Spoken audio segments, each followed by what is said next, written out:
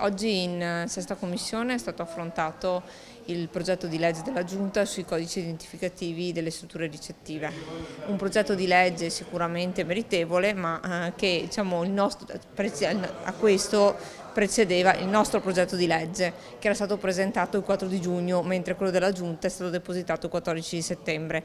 Quindi c'è stata questa distonia nel dire discutiamo prima quello della Giunta senza mettere all'ordine del giorno il progetto di legge dell'opposizione, fondamentalmente del Partito Democratico. Credo che questo sia un elemento procedurale che non va bene e soprattutto un elemento procedurale che crea comunque anche un precedente che non è corretto nei confronti di nessun tipo di consigliere regionale, perché se c'è un progetto di legge presentato in precedenza doveva essere allora eventualmente, al di là del merito, affrontato prima quello e dopo l'altro, oppure come avevamo proposto di dire li affrontiamo insieme, li vediamo insieme, anche per accelerare la valutazione con dei contenuti stessi che riteniamo prioritari verso il sistema del turismo. Ritengo che quella che è stata il fatto di sollevare questo problema dal punto di vista del vicepresidente sia un po' superfluo, in quanto la presentazione del loro PDL sul turismo è prevista per la settimana prossima. I due PDL verranno trattati in maniera abbinata, quindi non vedo alcun motivo per fare polemica.